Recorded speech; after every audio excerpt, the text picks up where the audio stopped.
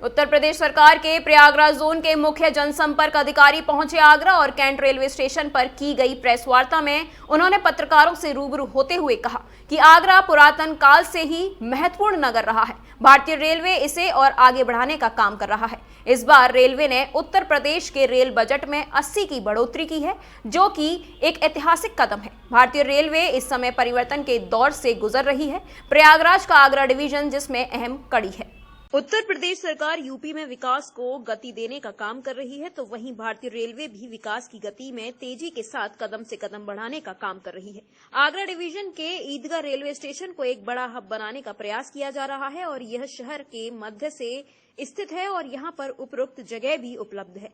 शहरवासियों को ईदगाह railway station के डेवलपमेंट से मिलेगा बड़ा लाभ। आगरा और जयपुर के मध्य दूसरी लाइन पर तेजी के साथ काम किया जा रहा है। इससे आगरा जयपुर के बीच दूरी होगी भी कम होगी। बता दें कि आगरा डिवीजन का मथुरा जंक्शन महत्वपूर्ण स्टेशन है। यह देश का सबसे बड़ा जंक्शन है, जहां 7 दिशाओं से ट्रेन आती है। धौलपुर से मथुरा के बीच तीसरी लाइन बिछाने का काम भी तेजी के साथ चल रहा है।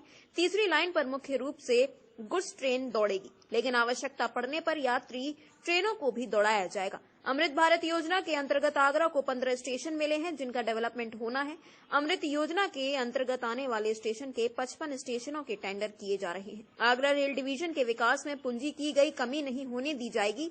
पीएम गति शक्ति में डेवलपिंग और गैस कन्वर्जन को छोड़कर लगभग सभी कार्य होंगे। प्रोजेक्ट सैंक्शनिंग व्यवस्था है, प्रोजेक्ट एग्जीक्यूशन की व्यवस्था है, इसमें तेजी लाने के लिए इसे आप सिंगल विंडो सिस्टम भी कह सकते हैं। परतें कम करने के लिए गति शक्ति यूनिट का काम स्टार्ट किया गया है। इसमें जो फंक्शनल यूनिट होती है वो डिवीज़न होती है, मंडल होती है। तो मंडल स्तर पर एक पीएम गति शक्ति यूनिट का निर्माण किया गया है, बनाया गया है। इसमें डेडिकेटेड अधिकारी होंगे जिनका काम रेलवे प्रोजेक्ट्स को जो गति शक्ति यूनिट के परव्यू में आएंगे उनको तेजी से करना होगा, प्लान करना और एग्जीक्यूट करना। सर, वंदे भारत से ट्रेन कवच का काम बहुत तेज़ी से चल रहा है और चूँकि ये कैपिटल इंटेंसिव काम है और इसके ट्रायल्स होने हैं, तो उस हिसाब से जो आधारभूत संरचना के काम हैं वो मथुरा पलवल क्षेत्र में ही चल रहे हैं अभी। तो अगर सब कुछ ठीक रहा, जल्दी हम लोग कवच इक्विपमेंट के साथ आगरा डिवीजन होगा जो आप सामने आएगा। किस तरह से काम करेगा ये पूरा कवच योजना? कवच देखिए, ये सेंसर्स पे काम करेगा। अगर आगे का सिग्नल रेड रहेगा तो ड्राइवर के कैब में उसका इंडिकेशन आएगा, और अगर ड्राइवर किसी तरह मिस भी करता है तो सेल्फ ब्रेकिंग के भी इसमें कॉन्सेप्ट है। सेल्फ ब्रेकिंग ट्रेन दुर्घटनाओं में कमी आएगी सर? जी, बेहद कमी आएगी। एक सुरक्षित और संरक्षित रेल संचालन हमको देखने को मिलेगा। सर, रीडेवलपमेंट की बात करें तो जिस हिसाब से माननीय मंत्री जी ने बजट में भी घोषणा की है, अभी एक कारखाने में वंदे भारत बन रही है आईसीएफ में, और आगे आने वाले समय में 4 हमारी यूनिट्स में वंदे भारत बनेंगी। तो वंदे भारत की संख्या में निर्माण में बहुत तेजी आएगी और वंदे भारत आने वाले समय में वंदे भारत नंबर ऑफ वंदे भारत जो भारत में चल रही है उनकी संख्या में बहुत तेजी से वृद्धि आएगी। हाल ही में जो ट्रायल हुआ था उसमें आप शामिल थे, तो ट्रायल में क्या रहा आगरा के लिए सर? क्या लगता था ट्रायल के बाद जल्दी मिलेगी वंदे भारत? देखिए, वंदे भारत जल्दी मिलने वाली बात नहीं है। देखिए, एक प्लान है, एक सर्वे होता है, कहाँ ज़्यादा आवश्यकता है, कहाँ ज़्यादा डिमांड है, उस हिसाब से वंदे भारत चलती है।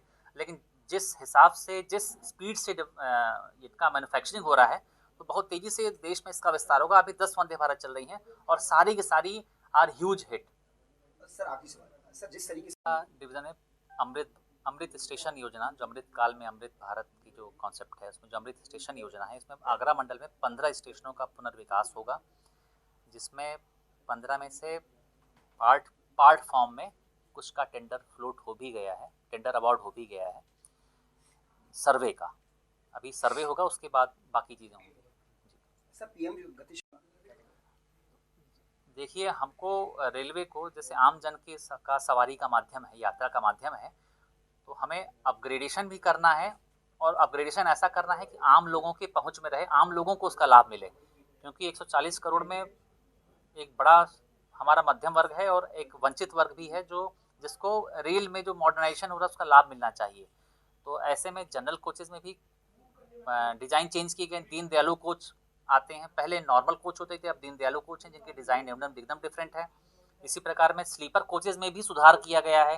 अब आप देखें, 3rd एसी कोच की जगह एक 3rd एसी इकोनॉमी कोच होते हैं, जो ज़्यादा वेल फर्निश्ड हैं, और उनका किराया भी कम है, ज़्यादा फीचर्स और किराया कम है। तो इस दिशा में भारतीय रेल और भारत सरकार काम कर रही है। सीनियर सिटीजन के लिए रेलवे की आपको बता दें कि प्रयागराज जोन के मुख्य जनसंपर्क अधिकारी हिमांशु शेखर उपाध्याय ने मीडिया से मुखातिब होते हुए कहा कि आगरा और मथुरा एक ऐतिहासिक नगरी है। आने वाले समय में यहां पर आपको तमाम परिवर्तन देखने को मिलेंगे और उन्होंने कहा कि रेलवे आगरा को 0 लेवल क्रॉसिंग को लागू करने जा रहा है। भविष्य में आगरा में कोई भी रेलवे की क्रॉसिंग दिखाई नहीं देगी। प्रातः दर्पण न्यूज के लिए आगरा से राजा सूर्यवंशी की रिपोर्ट।